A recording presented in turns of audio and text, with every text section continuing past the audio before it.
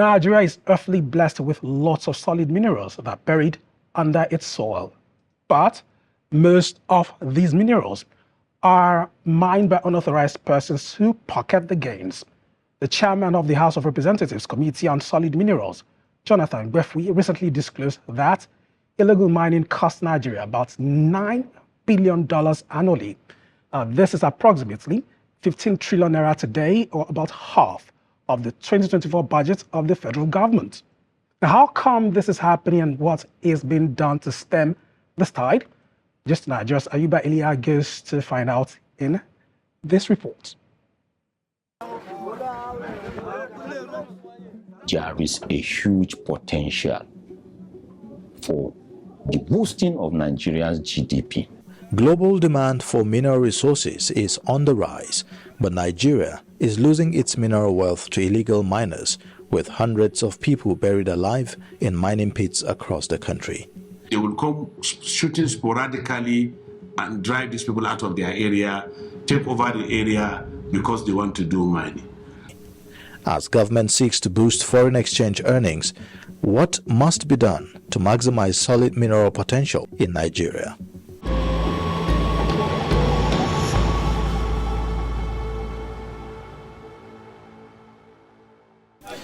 Nigeria boasts of over 40 solid minerals worth an estimated $750 billion, identified in about 500 locations.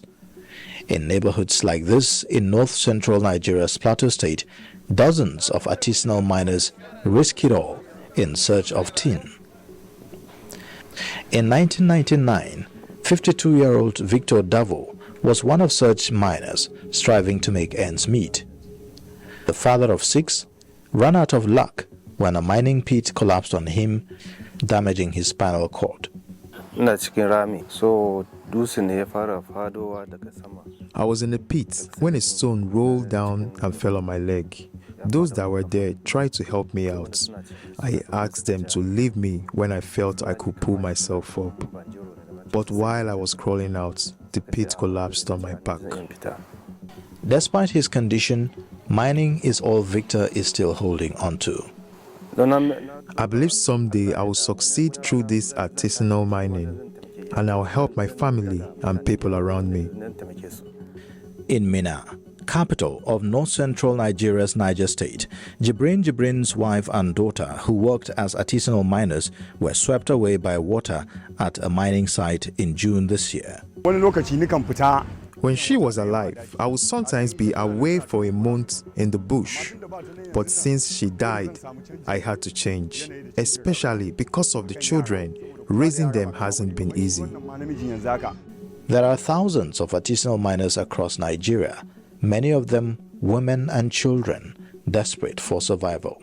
Not even the frequent reports of miners buried alive or trapped in mining pits seem enough to deter them.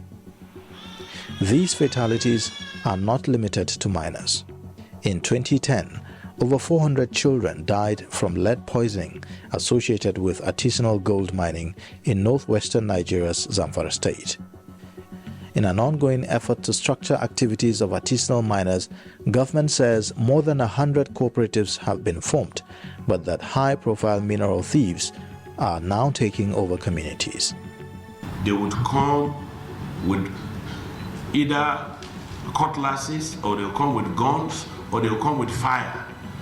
They will not even talk to the people in the village. They will come shooting sporadically and drive these people out of their area, take over the area because they want to do mining.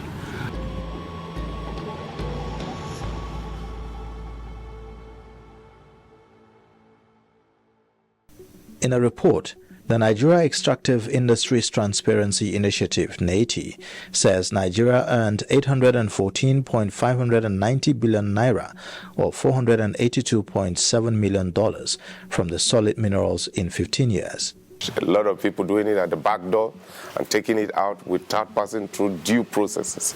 So a lot has been wasted. What you have in the existing structure is a situation where in every state, in all the 36 states, including the FCT 37, you have only one federal mines inspector, at most 1 or 2 staff under him. and these people are to police the length and breadth of the whole state. So you find out that you have barely little or no monitoring of what is really being extracted. Authorities say Nigeria loses $9 billion annually to illegal mining, but with the right structures in place, the country could block these financial holes. So what are we agitating for? An independent agency that will be responsible for monitoring and inspection of the mining sites. Nigeria's constitution bestows the powers to determine the use of mineral resources on the federal government, with land ownership under the prerogative of state governments. Some experts believe this is discouraging investment in the mining sector. As it is, you see, you find out some people will be mining in some places. We don't know. And when we arrest them, they will tell you they have getting clearance from the federal mining officer. We're changing that now, that ab initio, you have to obtain the consent after identifying your site. Then you obtain the consent of the host communities before even applying for your license, and before we can give approval. So it's now a precondition. Although the existing legal framework makes provision for the Mineral Resources and Environmental Management Committee (MIREMCO) in states, an ongoing constitutional review seeks to give states autonomy over mineral resources. This bill is one that will amend Section 44 of the Constitution to remove natural resources of all sorts from the exclusive list and to be put on the concurrent list. As with many sectors in the country, poor infrastructure remains a challenge for many investors.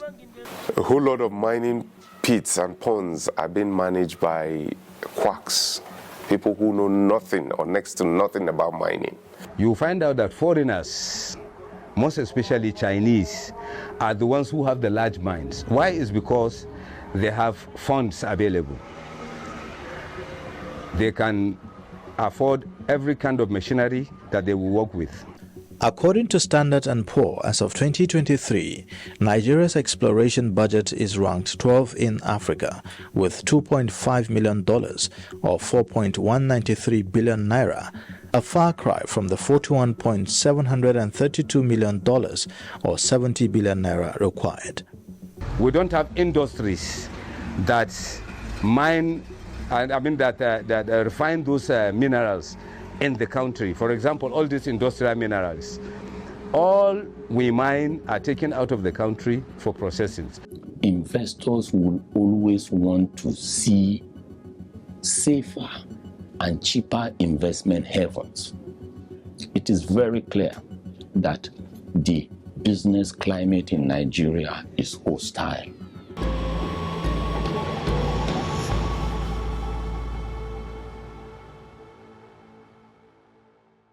As government aims to secure Nigeria's mineral resources, officials appear to be working at cross purpose. In March, Minister of Solid Minerals Development, Dele Alaki, launched the Mining Marshals Force to secure the nation's minerals. To be an inter-security agency outfit. However, the orientation of this will be different. The kitting will be different. However, the Senate has a different proposal to establish the Nigerian Mines Rangers Service. As the debate continues, analysts say more will be required to go against the high and powerful illegal miners. Number one, government needs to push funds to the mining sector. Government needs to push support, machine supports, and equipment support for them to be able to maximize the mining sector. If they don't do that, where you don't sow, you can reap. The best thing is to embark on mass education, sensitization, and compensation, whether for the host communities, or for the government, or for the workers. We are advocating that 5% of all minerals extracted should be given to the host communities for community development. Nigeria is in desperate need for foreign exchange earnings.